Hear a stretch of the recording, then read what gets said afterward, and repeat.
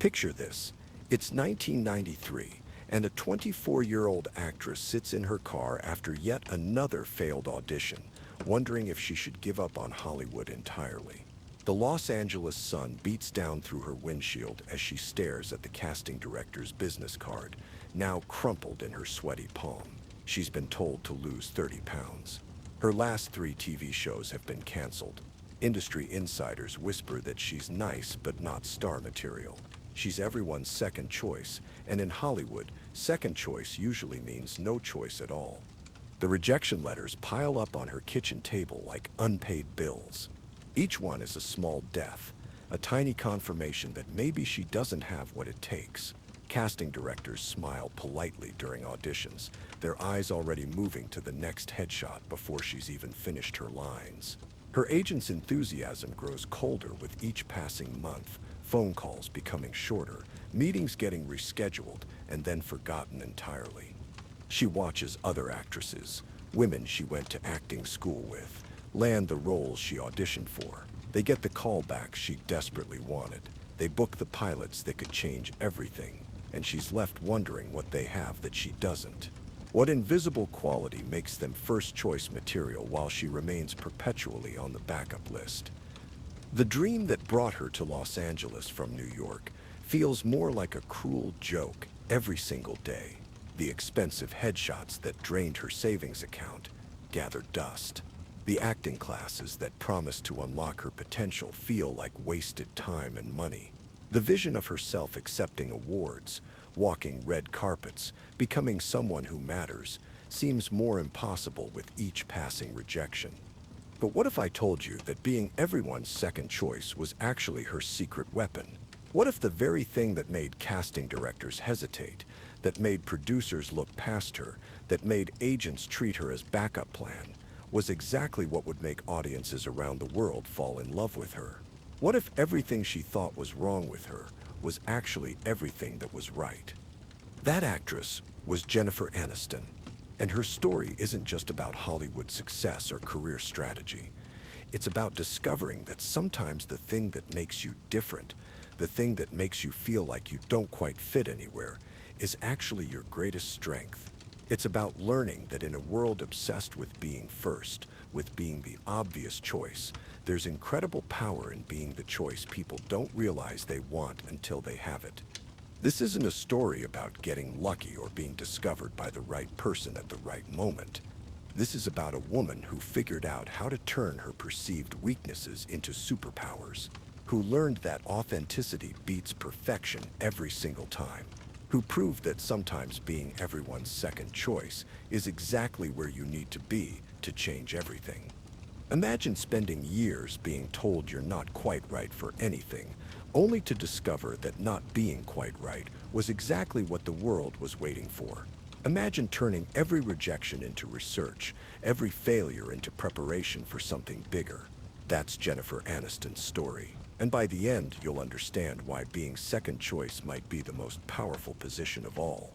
But to understand how she became America's sweetheart, how she transformed from struggling waitress to one of the most beloved figures in entertainment history, we need to start with the years when America barely knew her name. We need to go back to the beginning, to understand not just what happened, but why it happened the way it did. Jennifer Joanna Aniston was born on February 11, 1969, in Sherman Oaks, California, with what should have been every advantage in Hollywood. Her father, John Aniston, was a successful soap opera actor who had been starring as Victor Kiriakis on Days of Our Lives since 1985. Her mother, Nancy Dow, was an actress and model who had appeared in everything from the Beverly Hillbillies to the Wild Wild West.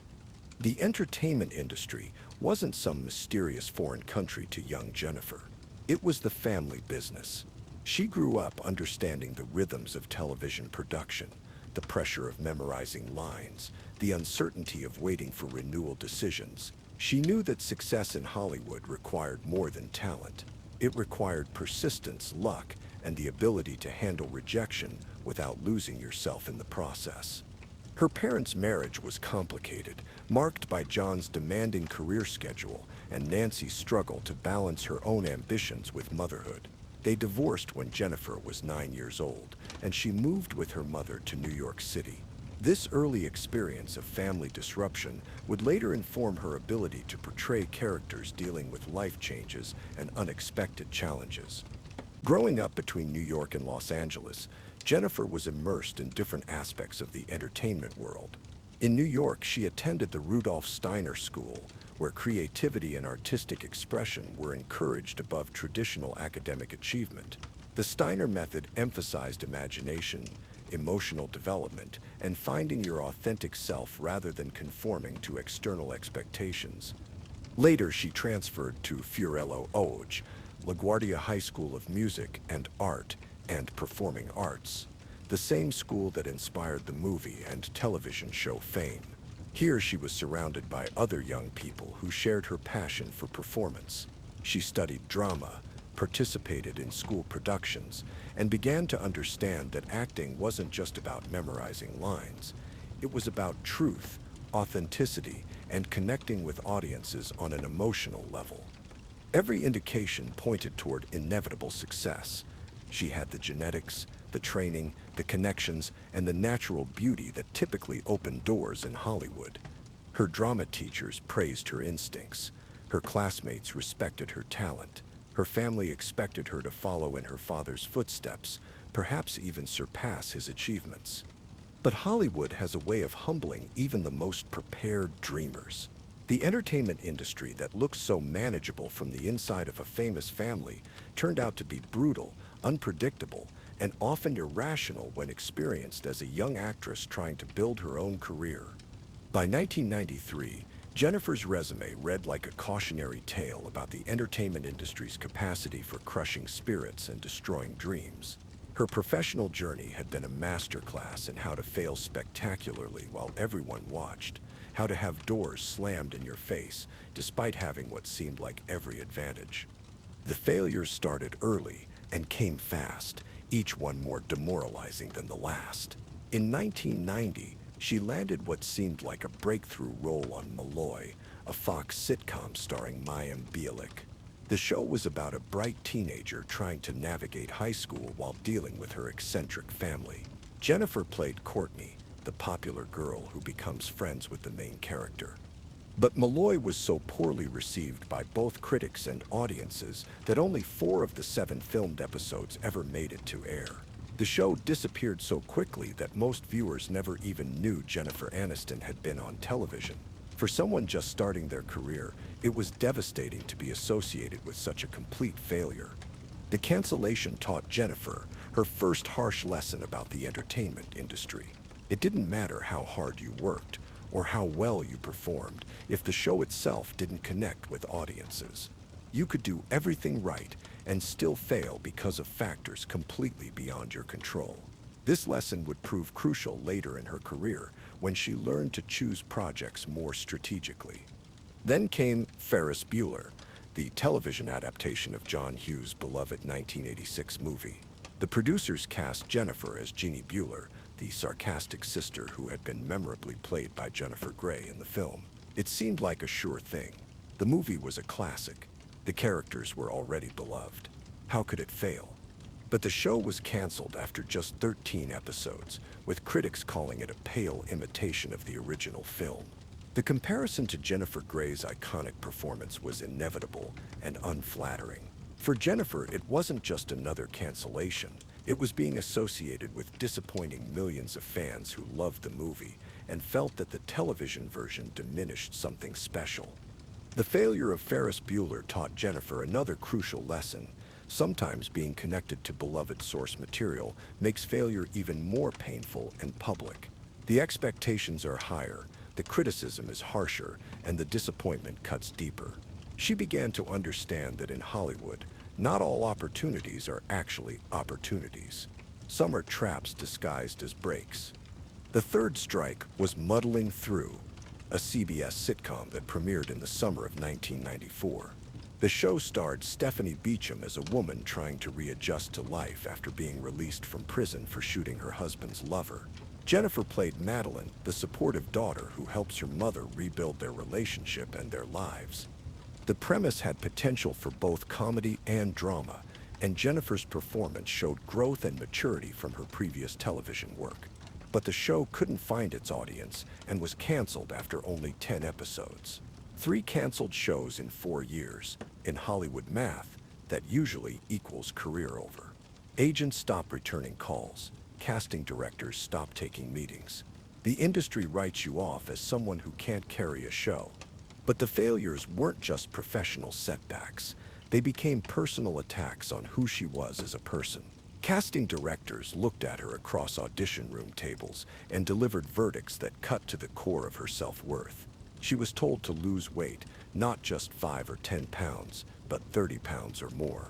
She was advised to be more dramatic, to develop a harder edge, to be less approachable and more intimidating. Agents suggested she change her look entirely, get a nose job, dye her hair darker, develop a more sophisticated image. The message was always the same and always crushing. Everything that made Jennifer Aniston who she was, everything that felt natural and authentic about her personality, was wrong for Hollywood. The constant criticism wore away at her confidence like water eroding stone. She began to question not just her career choices, but her fundamental worth as a person. Maybe she wasn't talented enough. Maybe she wasn't beautiful enough. Maybe she was deluding herself about having what it takes to succeed in the entertainment industry. This was the early 1990s, when Hollywood worshipped a very specific type of leading lady that bore no resemblance to Jennifer Aniston. The biggest stars were women like Julia Roberts, whose megawatt smile and larger-than-life personality had made Pretty Woman a cultural phenomenon. There was Sharon Stone, whose dangerous sexuality and basic instinct had redefined what female movie stars could be. There was Michelle Pfeiffer, whose ethereal beauty and dramatic intensity made her seem like she belonged in a different universe from ordinary people. These were women who commanded attention the moment they appeared on screen. They were impossibly glamorous, intimidatingly perfect, and seemed to exist on a plane above regular human concerns. They were aspirational figures that audiences looked up to from afar, not friends they wanted to have coffee with or sisters they wanted to confide in. Jennifer Aniston was the opposite of everything Hollywood valued in the early 1990s. She was approachable where the stars were intimidating. She was relatable where they were larger than life. She was the girl next door in an industry that only wanted supermodels and dramatic powerhouses. She was warm where they were cool, accessible where they were untouchable, human where they were mythical. The entertainment industry's verdict was unanimous and devastating. Jennifer Aniston needed to change everything about herself, lose 30 pounds and become more physically striking, develop more dramatic range, and stop being so naturally comedic, be less accessible and more mysterious. Transform herself into someone she fundamentally wasn't in order to fit into categories that felt completely foreign to her authentic self. For a while, she tried to follow their advice. She lost weight, sometimes unhealthily, trying to achieve the reed-thin physique that casting directors demanded. She took acting classes focused on dramatic technique, trying to develop the kind of intensity that seemed to impress industry professionals. She auditioned for roles that didn't fit her natural personality, forcing herself into character types that felt uncomfortable and inauthentic. She spent years trying to become what Hollywood wanted instead of embracing what she naturally was. Every audition became an exercise in self-denial, in trying to be someone else. Every callback that didn't lead to a job felt like confirmation that she was failing at the fundamental task of transformation that the industry demanded. By early 1994, Jennifer was seriously considering leaving Hollywood altogether. The dream that had sustained her through years of rejection was finally starting to feel impossible. She had just finished filming Leprechaun, a horror movie that would later make her cringe with embarrassment every time someone mentioned it. The film was exactly the kind of project that desperate actors take when they're running out of options and running out of money. Her savings were nearly gone, depleted by years of headshots, acting classes, and the expensive lifestyle that Los Angeles demanded even from struggling actors. Her confidence was shattered after years of being told that everything about her was wrong for the industry she desperately wanted to join. She was working as a waitress at a Manhattan restaurant, serving tables between increasingly rare auditions that seemed to lead nowhere. The restaurant job was particularly demoralizing because it was filled with other struggling actors, all sharing stories of rejection and dashed dreams. Every shift was a reminder of how common her experience was, how many talented people were grinding through the same cycle of hope and disappointment. She began to wonder if she was just another delusional dreamer who lacked the self-awareness to recognize her own limitations. The breaking point came during a particularly brutal audition for a guest spot on a network drama. Jennifer had prepared extensively for the role, memorizing not just her lines but the entire script. She had researched the show, understood the characters' motivations, and felt confident that she could deliver exactly what the casting directors wanted. But when she walked into the audition room, the casting director barely looked up from her headshot. After Jennifer finished her audition, the woman looked at the photo, then at Jennifer, then back at the photo with obvious disappointment. "You're prettier in the picture," she said with casual cruelty that took Jennifer's breath away. "Can you lose about 20 more pounds and come back next month? Maybe try a different hair color too."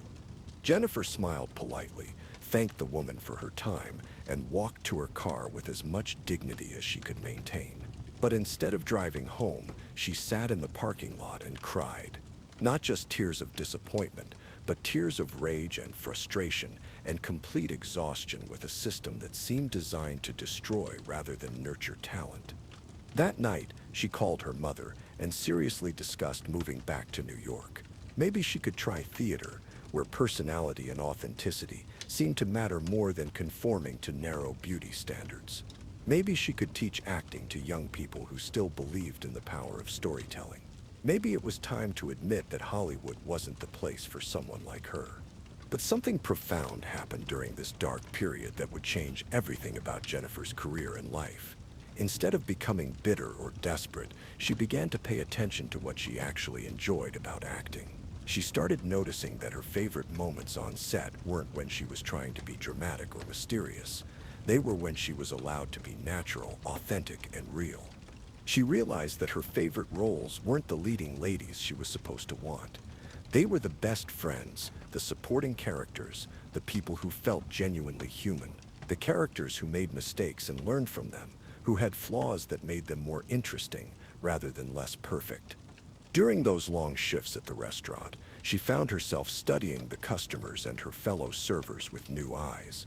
Real people didn't speak in perfectly crafted sentences like television characters. They interrupted each other.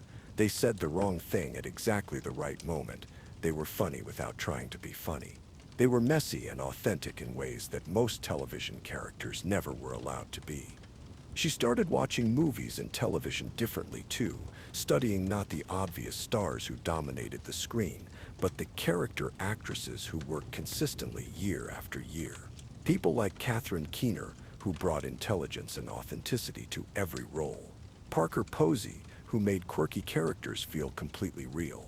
Frances McDormand, who could be both ordinary and extraordinary in the same scene. These actresses had figured out something that eluded most people in Hollywood. Authenticity was rarer and more valuable than perfection. Truth was more compelling than glamour, and being consistently real was more powerful than being occasionally brilliant. They weren't trying to be everything to everyone.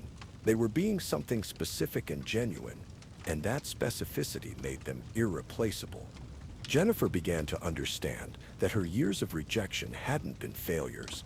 They had been preparation. Every casting director who told her to change was actually helping her understand what made her unique.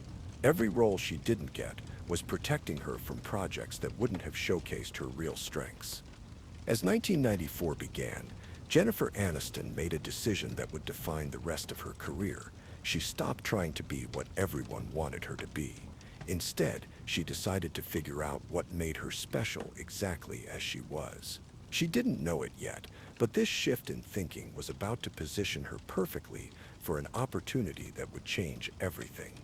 Because while Jennifer was learning to embrace her authenticity, television was about to discover that audiences were starving for exactly that kind of realness.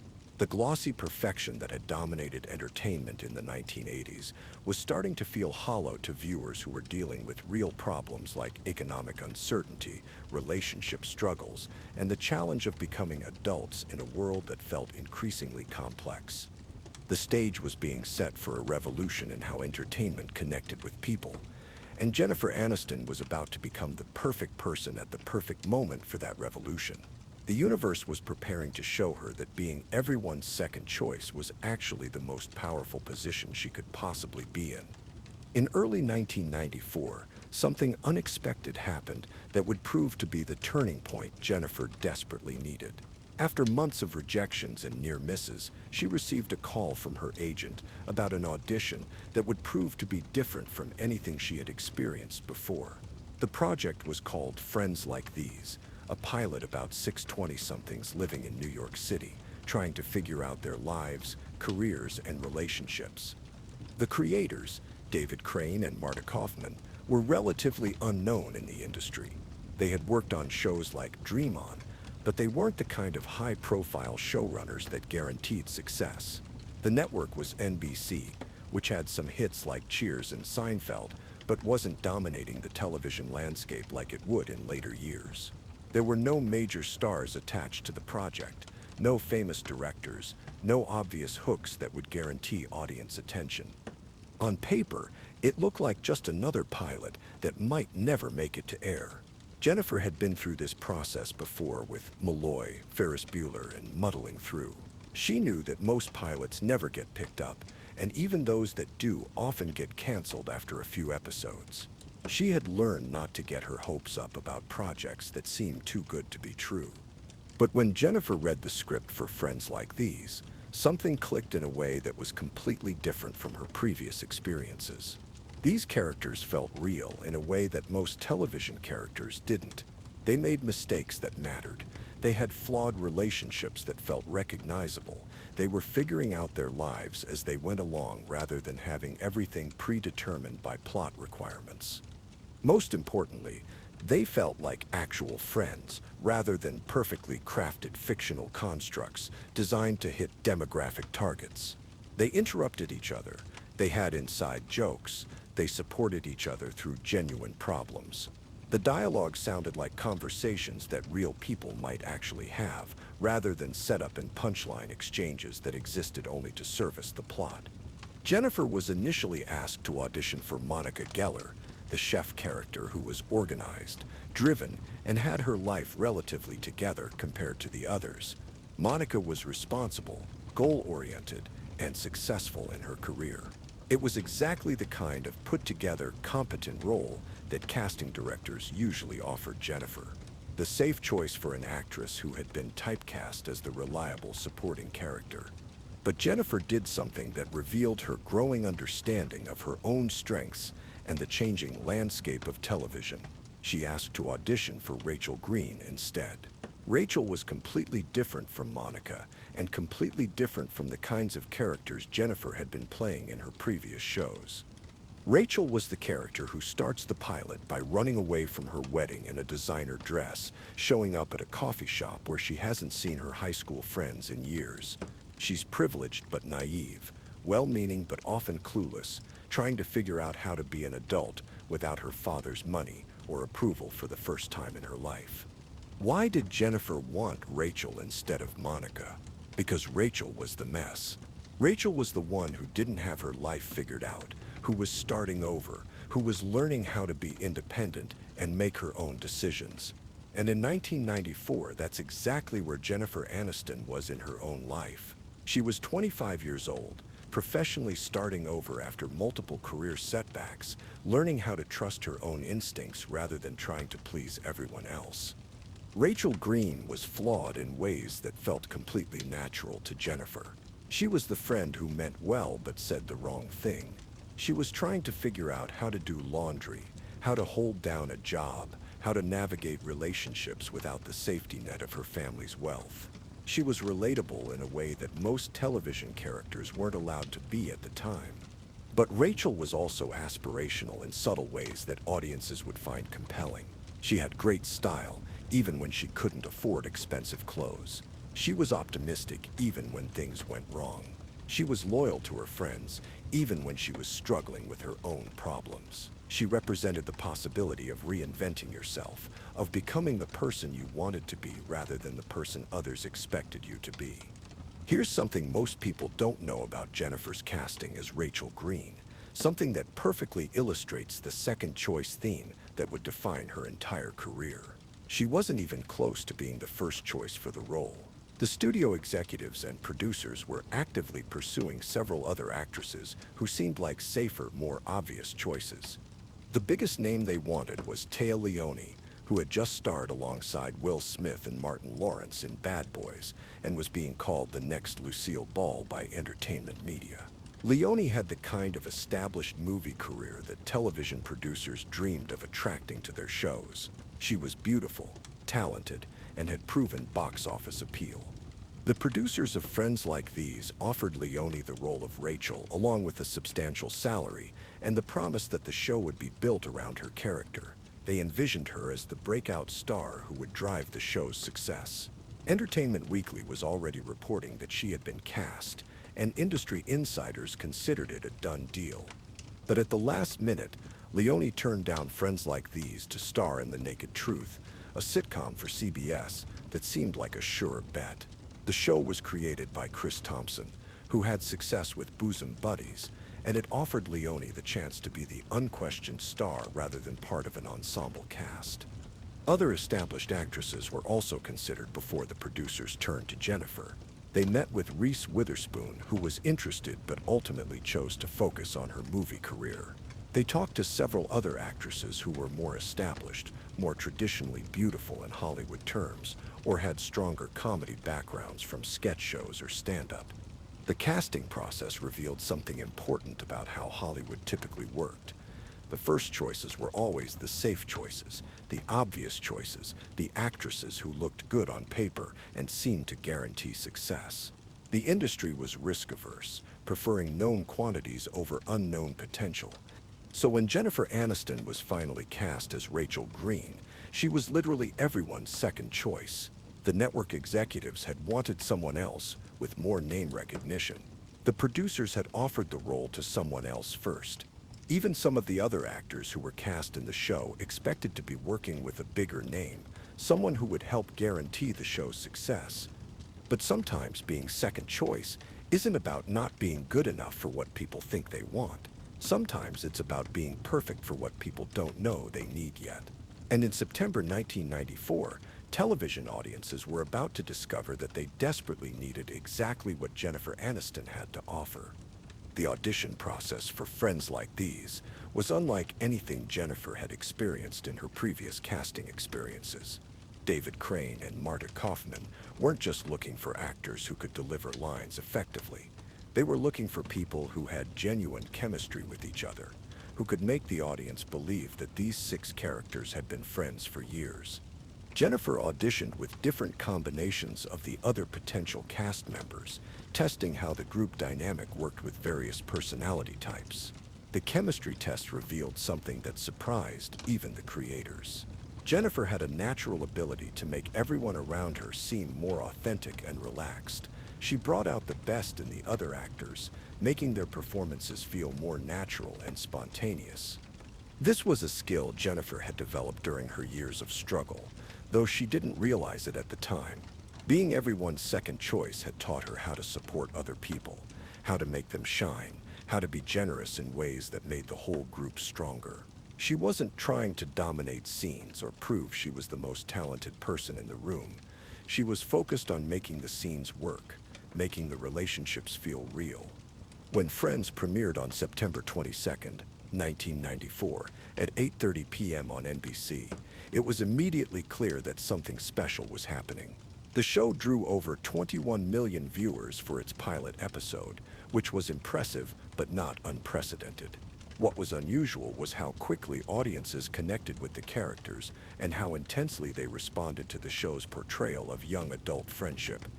Within weeks, Jennifer Aniston's performance as Rachel Green was resonating with viewers in ways that nobody had anticipated. Rachel wasn't just a character people enjoyed watching. She was becoming a cultural phenomenon, someone that audiences felt they knew personally and cared about deeply. The response was immediate and overwhelming. Everyone wanted the Rachel haircut, the layered shoulder-length style that became one of the most requested looks in hair salons across America. But the haircut was just the surface manifestation of something much deeper.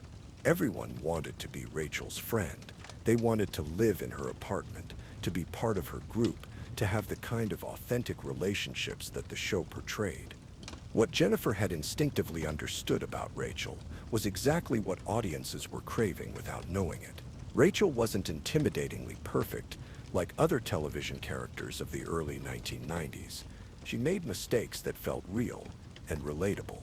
She had bad days that looked familiar to anyone who had ever struggled with independence, work, or relationships.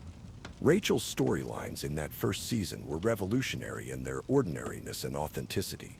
She wasn't discovering hidden talents or falling in love with billionaires or solving crimes or saving the world. She was learning how to do her own laundry for the first time. She was figuring out how to work in retail and deal with difficult customers. She was navigating the complicated dynamics of living with friends and dating within a social group. These were problems that millions of viewers recognized from their own lives. Rachel's struggles with independence resonated with anyone who had ever had to figure out how to be an adult without a safety net. Her dating mishaps felt familiar to anyone who had ever tried to navigate modern relationships. Her career confusion spoke to anyone who had ever wondered what they wanted to do with their life. But Jennifer's strategic brilliance went beyond just her individual performance as Rachel. While other actors in her position might have tried to leverage their success into individual stardom, breaking out from the ensemble to establish themselves as the clear star of the show, she made a different choice that revealed her deep understanding of what made Friends work. She negotiated for equal pay with her co-stars, insisting that Friends remain an ensemble piece where all 6 characters were treated as equally important. This wasn't just generosity or fairness, though it was both of those things. It was strategic genius that demonstrated Jennifer's sophisticated understanding of where her power actually came from. Jennifer understood that Rachel's appeal wasn't independent of the other characters. It came from how she related to Monica, Ross, Chandler, Phoebe, and Joey. Her power wasn't in standing alone as a star. It was in being part of something real, something that felt like the kind of friendship that audiences wished they had in their own lives. The decision to maintain equal pay and equal importance for all the characters was unprecedented in television, where shows typically had clear hierarchies and salary differences that reflected perceived importance to the show's success. But Jennifer recognized that Friends was different from other shows, and that trying to apply traditional television logic to it would destroy what made it special. By the end of the first season, Jennifer Aniston had achieved something remarkable and rare in the entertainment industry. She was famous, but she remained accessible to audiences. She was successful, but she stayed relatable and down to earth. She had become the friend everyone wanted to have, rather than the star everyone wanted to worship from a distance. The success continued and grew more intense with each passing season. Friends became more than a television show. It became a cultural touchstone that defined how a generation thought about friendship, relationships, career struggles, and young adult life in the 1990s. And Jennifer Aniston was at the center of it all, not as the obvious star, but as the heart that made everything else work. The Friends phenomenon grew season after season, and with it, Jennifer's influence on popular culture expanded in ways that nobody could have predicted. By the show's peak in the late 1990s and early 2000s, she was earning $1 million per episode, making her one of the highest-paid actors in television history. The show was being watched by over 25 million people every week, and it was being sold to international markets where it became just as popular as it was in America. But success on this scale brought its own set of challenges that threatened to undermine everything Jennifer had built. As Friends became a global phenomenon, there was enormous pressure on her to leverage her television success into movie stardom. Agents, managers, and studio executives all had opinions about how she should capitalize on her popularity. The entertainment industry kept telling her the same thing they had always told her, just with different words now that she was successful. Now is the time to change. Prove you're more than just a sitcom actress. Show your dramatic range. Become a real movie star. Distance yourself from Rachel Green and transform into something more prestigious, more serious, more critically acclaimed. The pressure was intense and came from all directions. Prestigious directors offered her roles in serious dramas that would showcase her acting abilities. Studios offered her leading parts in big-budget action movies that could establish her as a movie star. Critics and industry insiders questioned whether she had the range to succeed beyond the comfortable confines of television comedy. Jennifer faced the same fundamental choice that had defined her entire career, just at a much higher level of visibility, and with much more at stake. She could try to become what everyone expected her to become. What the industry insisted was the natural next step for someone with her level of success. Or she could trust the instincts that had brought her this far, even if those instincts went against conventional wisdom about how to build a career in Hollywood. Once again, she chose authenticity over transformation, consistency over reinvention. During the Friends years, she carefully selected movie roles that complemented rather than contradicted what audiences loved about her. She looked for projects that would allow her to be recognizably herself while exploring different aspects of her personality and abilities. She's the One in 1996 paired her with Edward Burns in a naturalistic romantic comedy that felt like an extension of the kind of authentic relationships portrayed on Friends. Picture Perfect in 1997. Let her play a character dealing with career pressures and relationship complications that felt familiar to her television audience. These movies weren't trying to prove that Jennifer Aniston was someone completely different from Rachel Green. They were showing that she was someone with depth and range who could carry that authenticity into different contexts. Critics sometimes dismiss these choices as playing it safe or not challenging herself enough as an actress. Industry insiders wondered if she was limiting her potential by staying in her comfort zone, by not taking the kind of risks that might earn her critical acclaim or awards recognition. But Jennifer understood something they missed, something that would prove to be crucial to her long-term success. There's enormous power in being exactly what people want you to be, especially when what they want is authenticity, relatability, and genuine human connection. She wasn't playing it safe. She was playing it smart, building something more valuable than critical acclaim or awards recognition. She was building trust with audiences who knew they could count on her to be herself. The movie choices during the Friends years were strategic in ways that wouldn't become clear until later. Jennifer was learning how to translate her television success into movie stardom without losing what made her special in the first place. She was discovering what kinds of stories worked for her, what kinds of characters allowed her to shine, and what kinds of projects her audience would follow her into.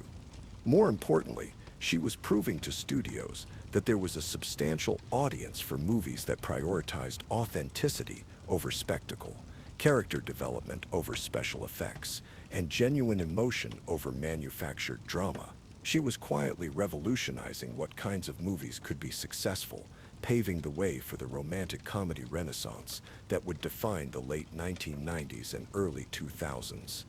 When Friends ended in May 2004 after 10 seasons and 236 episodes, Jennifer Aniston faced the ultimate test of her second-choice strategy. The final episode drew over 52 million viewers, making it one of the most-watched television events in history. But the question everyone in Hollywood was asking was simple and terrifying. Could Jennifer Aniston succeed without Friends? The conventional wisdom said she needed to reinvent herself completely, take on gritty dramas that would show her serious acting credentials, work with acclaimed directors who could elevate her beyond television actress status, prove she was more than just a sitcom star by choosing projects that were as different from Friends as possible. Every successful TV to movie transition seemed to follow this playbook of dramatic transformation. Actors who had been successful on television typically tried to distance themselves from their television personas, taking on darker, more challenging roles that would prove their range and seriousness as performers. But Jennifer made a different choice that revealed the full sophistication of her career strategy and her understanding of what made her valuable to audiences. Instead of running from her second choice positioning, instead of trying to prove she was something other than what people loved about her, she doubled down on authenticity and relatability. She chose romantic comedies that played to her strengths, that allowed her to be recognizably herself while exploring different situations and relationships. She took roles that let her showcase different aspects of her personality without fundamentally changing who she was as a performer or as a public figure. The breakup in 2006 proved her strategy worked brilliantly. The movie paired her with Vince Vaughn in a realistic portrayal of a relationship falling apart, showing both the comedy and the genuine pain of modern romance. It grossed over $200 million worldwide, demonstrating that Jennifer Aniston could carry a film based purely on her connection with audiences, not on special effects or high-concept premises. Marley and Me in 2008 was an even bigger success, earning over $240 million globally. The movie let Jennifer play a wife and mother dealing with the joys and challenges of family life, including the heartbreak of losing a beloved pet. It was exactly the kind of authentic, emotionally honest story that had always worked for her, and audiences responded by making it one of the highest-grossing dog movies of all time. These weren't critically acclaimed masterpieces that would win awards or impress industry insiders, and Jennifer didn't need them to be. They were movies that made people feel good, that felt authentic and real, that reminded audiences why they had fallen in love with her in the first place. She was proving that commercial success and genuine emotional connection could coexist, that there was real value in giving audiences what they actually wanted rather than what critics thought they should want. This was the moment when Jennifer Aniston's career strategy crystallized from instinct into conscious choice, from accidental authenticity to deliberate brand building. She wasn't just accidentally relatable anymore. She was strategically, deliberately building a career around being the person everyone could trust, the actress who would never let her audience down. While other actresses chased awards and critical acclaim, Jennifer chased something more valuable and more sustainable. She chased longevity. She chased the kind of career that could survive changing trends, aging, industry upheaval, and the inevitable shifts in public taste that destroy most entertainment careers. She chose to be permanently useful rather than temporarily impressive. She understood that in an industry built on constant change and reinvention, there was incredible power in being consistently yourself. While everyone else was trying to be everything to everyone, Jennifer focused on being something specific and authentic, something that audiences could depend on. The industry slowly began to understand what she was doing, though many still didn't appreciate the sophistication of her approach. This wasn't lack of ambition or fear of taking risks. This was a completely different kind of ambition, a long-term vision that prioritized sustainable success over short-term validation. She wasn't trying to be the most acclaimed actress of her generation, or the most dramatic or the most versatile. She was trying to be the most consistently valuable actress of her generation, the one who could be counted on to deliver authentic performances that connected with real people dealing with real problems. And it worked, year after year, movie after movie. Jennifer Aniston proved that audiences would show up for her, not because she was the most talented or the most beautiful or the most dramatic actress available. They showed up because she was the most trustworthy, the most relatable, the most authentically herself. This consistency wasn't an accident or a limitation. It was a choice, a strategic decision to protect and nurture the qualities that made her special, rather than trying to transform herself into something that might be more impressive but would be less authentic. The entertainment landscape was changing in ways that would vindicate her approach. The rise of social media, reality television, and celebrity culture was making authenticity more valuable than ever. Audiences were becoming more sophisticated at detecting manufactured personas and fake relatability. They craved genuine connection with public figures who felt real and honest. Jennifer had been ahead of this curve by decades. She had built her career on the foundation of genuine authenticity before it became a marketing strategy or a buzzword. When other celebrities started trying to seem more relatable and down to earth, Jennifer was already there, established and trusted in ways that couldn't be replicated or manufactured. But her success brought new challenges that tested her commitment to authenticity in different ways. Her personal life became tabloid fodder, with every relationship, every outfit, every public appearance analyzed and criticized. Her marriage to Brad Pitt in 2000 made her half of one of the most photographed couples in the world, adding a layer of scrutiny that had nothing to do with her professional choices. When that marriage ended in 2005, coinciding with Brad's relationship with Angelina Jolie, Jennifer faced a different kind of public challenge. The media created a narrative of betrayal and competition that she never asked for and couldn't control. She was cast as the victim in a love triangle, the woman who had been left for someone more exciting and glamorous. Lesser celebrities might have used this situation to reinvent themselves, to seek sympathy, or to play up the drama for publicity. But Jennifer handled it with the same authentic grace that had defined her professional career. She didn't attack her ex-husband or his new partner. She didn't seek revenge through the media or try to make herself look better by making others look worse. Instead, she continued to focus on her work, her friendships, and her own growth as a person. She used the experience to deepen her understanding of resilience, of how to maintain your dignity when your private life becomes public entertainment. She showed that authenticity isn't just about being relatable when things are going well. It's about being genuine when things are difficult and maintaining your values when it would be easier to abandon them. The way she handled this personal crisis actually strengthened her connection with audiences. People saw that she was dealing with real pain and disappointment with grace and maturity. They saw that her authenticity wasn't just a performance strategy. It was who she actually was as a person, in good times and bad. Her subsequent movies reflected this deepened emotional understanding. Films like The Breakup allowed her to explore the real pain and complexity of modern relationships. Marley and Me let her portray the joys and challenges of marriage and family life with genuine emotion that came from real experience. Her performances became richer and more nuanced because she had more life experience to draw from. Jennifer continued to make strategic career choices that reinforced her brand while allowing her to grow as a performer. She started producing her own projects, giving her more control over the kinds of stories she wanted to tell and the characters she wanted to play. Movies like Cake in 2014 showed her range as a dramatic actress while maintaining the authenticity that audiences expected from her. The performance in Cake was particularly significant because it proved that Jennifer could tackle serious dramatic material without losing what made her special. She played a woman dealing with chronic pain and depression, a role that could have felt like a desperate attempt to prove her dramatic credentials. Instead, it felt like a natural evolution of her ability to portray real people dealing with real problems. The fact that she didn't win awards for Cake actually proved the point about her career strategy.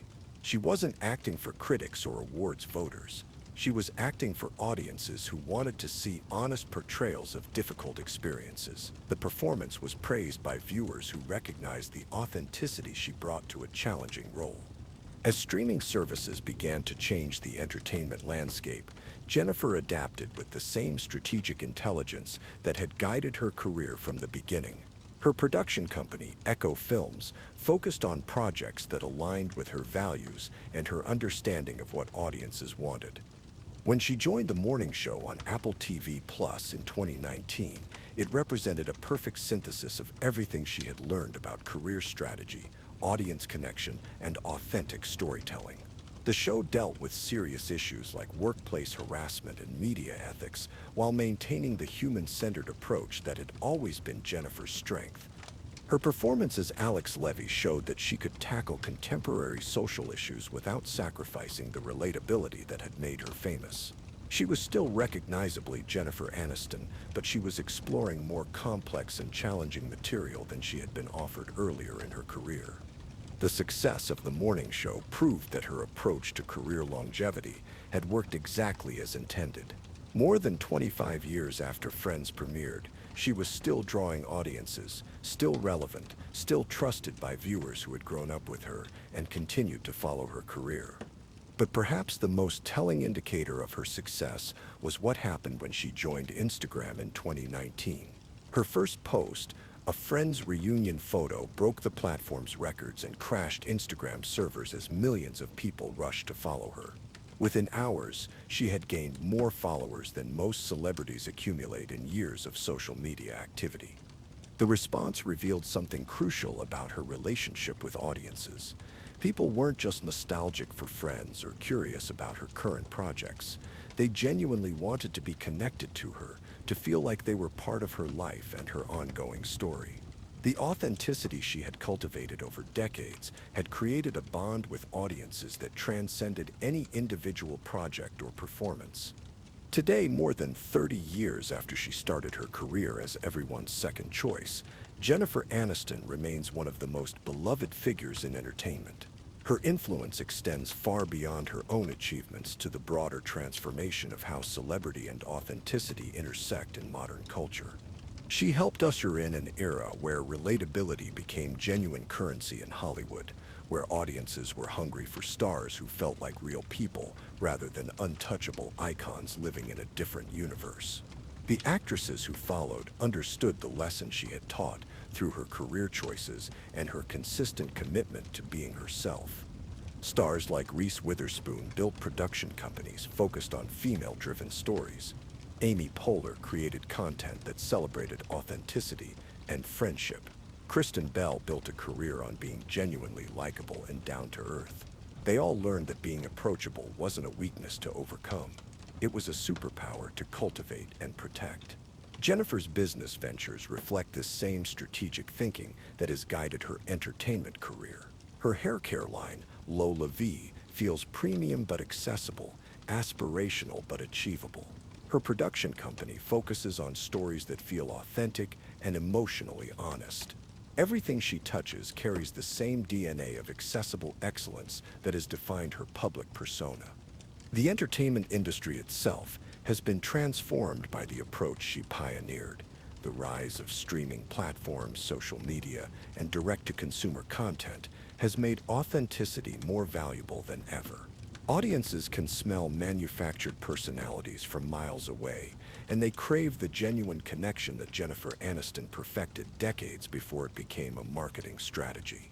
Modern celebrity culture rewards the kind of authentic, long-term relationship building that Jennifer has always practiced.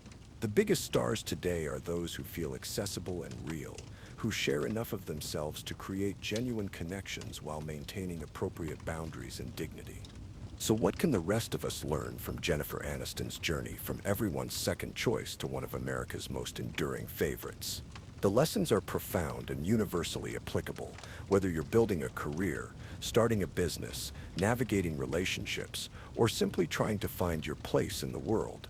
First, there's incredible power in authenticity, but authenticity requires courage. It means being willing to be yourself even when everyone is telling you to be someone else. It means trusting that the right people will appreciate who you actually are, rather than trying to please everyone by being what you think they want. Jennifer spent years trying to transform herself into what Hollywood wanted, and those were the years when her career struggled the most. It was only when she embraced what made her different, what made her feel authentic and real, that she found the success and connection she had been seeking all along. Second, your perceived weaknesses might actually be your greatest strengths, but you have to be willing to reframe them. Jennifer's girl next door quality was seen as a limitation in an industry that prized drama and glamour. But she found ways to make that relatability into her defining characteristic, her unique value proposition in a crowded marketplace. What makes you feel different or ordinary, or like you don't quite fit the expected mold, might be exactly what makes you special. The key is learning to see those qualities as assets rather than liabilities, and finding contexts where those qualities are valued and appreciated. Third, sustainable success often comes from being consistently valuable rather than occasionally brilliant. Jennifer built her career on being someone people could count on to be herself, to deliver authentic performances, to show up as the same trustworthy person year after year. In a world that celebrates dramatic transformations and constant reinvention, there's something powerful about being reliably yourself. Consistency, it turns out, is incredibly rare, and therefore incredibly valuable. People treasure relationships and professional connections they can depend on. Fourth, there's wisdom in playing the long game instead of chasing short-term validation. While others pursued awards, critical acclaim, and industry recognition, Jennifer pursued something more sustainable and ultimately more valuable. She chose to build relationships with audiences that could last across decades through changing trends and personal challenges. The entertainment industry is littered with careers that burned bright and fast, with people who achieved tremendous success for a few years before fading away when trends changed or audiences moved on to something new. Jennifer's approach was different. She built something that could weather those changes because it was based on genuine human connection rather than temporary relevance. Fifth, sometimes the best strategy is to embrace being second choice rather than fighting for first place.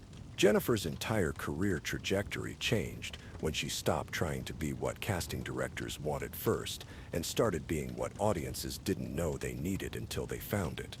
Being second choice often means you're not the obvious answer, but that can be an advantage. It means you have to work harder to prove yourself, which builds resilience and authenticity. It means you understand what it feels like to be overlooked, which creates empathy and relatability. It means you don't take success for granted when it comes. Sixth, authenticity isn't just about being yourself in good times. It's about maintaining your values and your character when things get difficult. Jennifer's handling of her public divorce, media scrutiny, and personal challenges showed that her authenticity wasn't just a professional strategy. It was a genuine way of being in the world. People connect with public figures who show them how to handle difficulties with grace, who demonstrate that it's possible to maintain your dignity and your values even when life gets complicated. Jennifer's consistency through both success and struggle has deepened her connection with audiences over time. Jennifer Aniston today is living proof that the second choice can actually be the best choice, that being the alternative option can position you perfectly for long-term success. She's maintained relevance across multiple decades, multiple platforms, and multiple generations of fans. She's weathered industry changes, personal challenges, and cultural shifts by staying true to the core of what made people love her in the first place. Her current projects continue to reflect the same strategic intelligence that has guided her career from the beginning. The morning show tackles serious contemporary issues while maintaining the human-centered approach that has always been her strength. Her production company develops projects that align with her values and her understanding of what audiences want. Her social media presence demonstrates the same authentic approach that has defined her career. She shares enough of her real life to maintain connection with fans while preserving appropriate boundaries and privacy. She uses her platform to support causes she believes in without being preachy or performative. Most importantly, she continues to be recognizably herself while allowing for growth and evolution. She's not the same person she was in 1994 when Friends premiered, but she's still fundamentally Jennifer Aniston. She's maintained the core qualities that made people love her while developing new depth and wisdom from decades of life experience. Her personal life reflects the same commitment to authenticity that has guided her professional choices. She's been open about her struggles with fertility, her journey to find happiness on her own terms, and her commitment to friendships that have lasted decades. Even in discussing difficult personal topics, she maintains the grace and honesty that have always been her hallmarks. The next time you feel like everyone's second choice, remember Jennifer Aniston sitting in that car in 1993, wondering if she should give up on her dreams entirely. Remember that being second choice isn't about not being good enough for what people think they want. Sometimes it's about being perfect for what people don't know they need yet. Sometimes the thing that makes you different, the thing that makes casting directors hesitate or employers look past you or potential partners choose someone else first, is actually your greatest strength waiting to be discovered. Sometimes what the world needs isn't another perfect person trying to be everything to everyone. Sometimes what the world needs is someone real, someone authentic, someone who reminds us that it's okay to be beautifully, imperfectly human. Jennifer Aniston didn't get rich and beloved by being the obvious choice that everyone expected to succeed. She got there by being the choice that felt right, the choice that connected with people on a level that transcended professional success and became personal connection. She proved that in a world obsessed with being first, with being the immediate standout, there's extraordinary power in being genuinely, consistently, authentically yourself. She showed that authenticity isn't just a buzzword or a marketing strategy. It's a way of building relationships, creating work, and living life that creates real value for yourself and for the people whose lives you touch. It's about being brave enough to be vulnerable, generous enough to support others, and wise enough to play the long game when everyone else is chasing quick wins. Jennifer's story proves that sometimes the most powerful position isn't at the front of the line. Sometimes it's being the person who makes everyone else in the line feel better about being there. Sometimes it's being the friend everyone wishes they had rather than the star everyone wishes they could be. And in the end, that authenticity made her irreplaceable. Because while first choices are often forgotten when something newer and more exciting comes along, second choices who prove themselves become permanent favorites. They become the people you can count on, the presence that makes everything else better, the choice that feels right even when it wasn't the obvious one. Permanent favorite, it turns out, is exactly what Jennifer Aniston became.